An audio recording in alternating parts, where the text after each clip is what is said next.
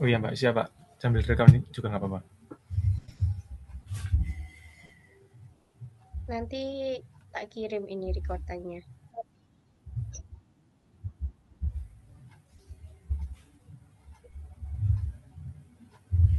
Oke, jadi nanti aku mulai perkenalan dulu ya, Mas. Maksudnya perkenalan dari mahasiswa gitu kan.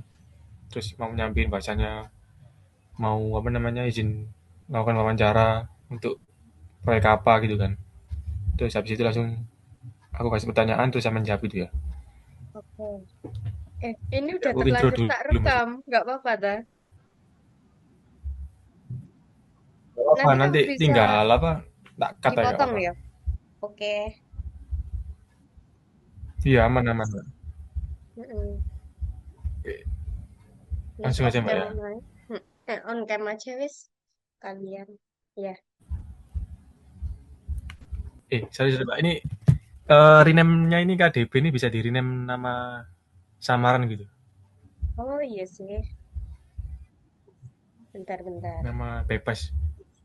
Oke.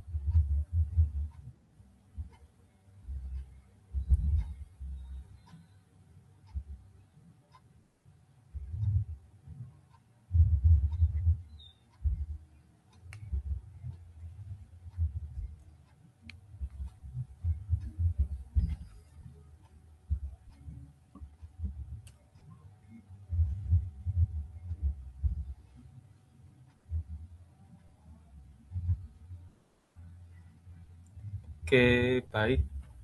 Sebelumnya selamat malam.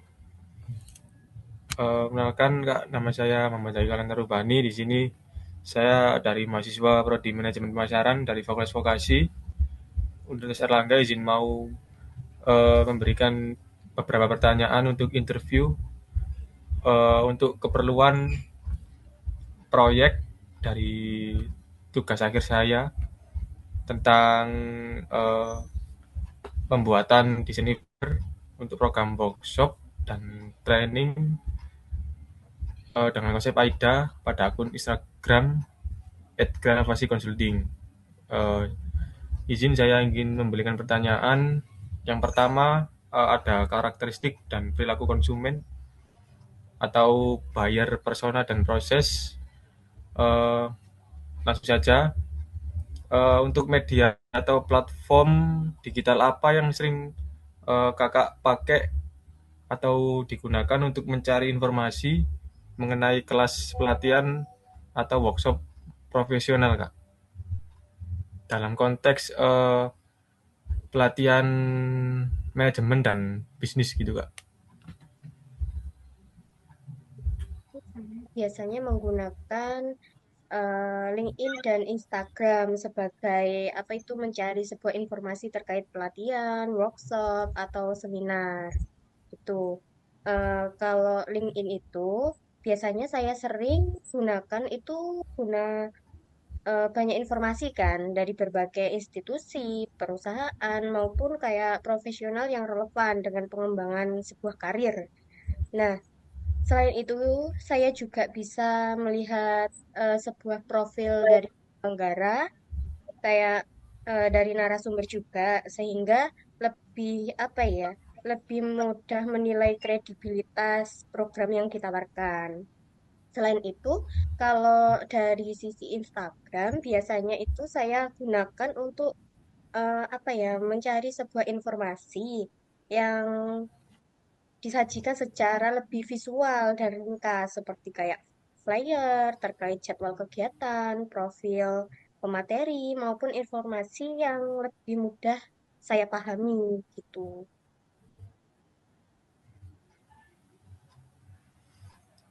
Oke, baik kak.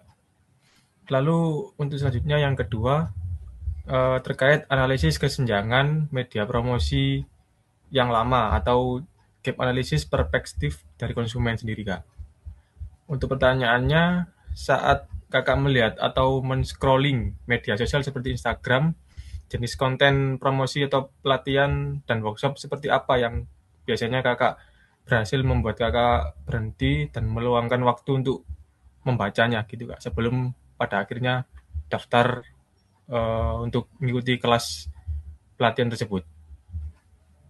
Kalau itu sih biasanya saya lebih tertarik pada konten yang langsung menjelaskan manfaat dari pelatihan tersebut, kayak yang didapat peserta, kayak misalnya nih keterampilan baru yang bisa dipelajari, peluang pengembangan karir, atau solusi terhadap permasalahan yang sering ditemui di dunia kerja.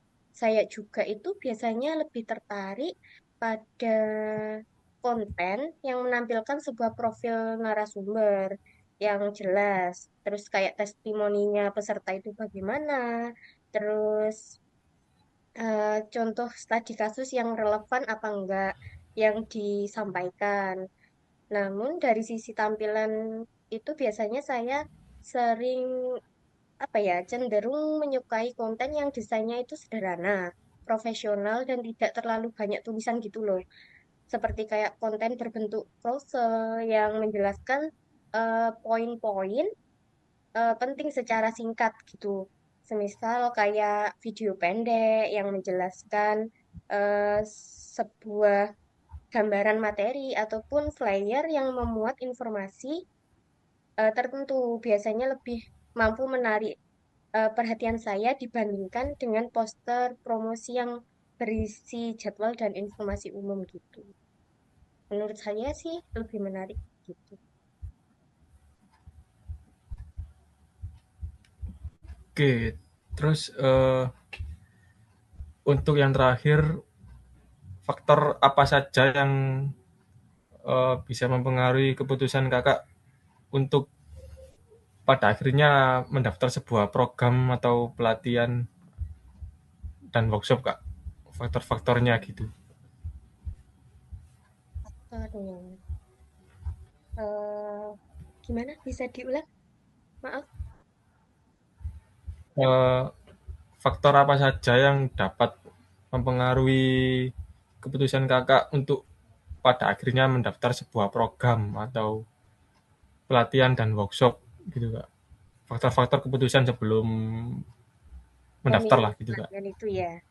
Biasanya sih dari benefit yang Ya, diberikan sih kayak materinya, apakah itu relevan dengan bidang saya, terus kayak sertifikat, terus apa pematerinya juga yang sudah apa ya kayak sudah berpengalaman gitu, yang menjadi faktor yang saya tertarik untuk daftar gitu.